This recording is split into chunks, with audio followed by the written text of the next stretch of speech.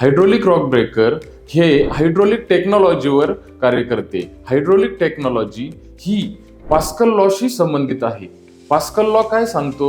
जर तुम्ही एखाद्या कंटेनरमध्ये ठेवलेल्या द्रव पदार्थावर प्रेशर दिला तर तो द्रव प्रेशर कंटेनरच्या सर्व भागांवर, सर्व दिशांना समान प्रमाणात वितरित करतो. याच नियमाचा वापर करून हायड्रोलिक पिस्टन डिझाइन केले गेले, ज्यामध्ये ऑइलचा वापर केला जाऊ लागला.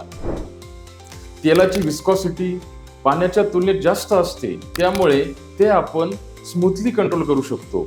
शिवाय प्रेशरमुळे पिस्टनला आतल्या बाजूने कोणती इजा होत नाही, त्यामुळे जास्त विस्कॉसिटी असणाऱ्या ऑइलचा वापर करून पिस्टन डिझाइन केले गेले.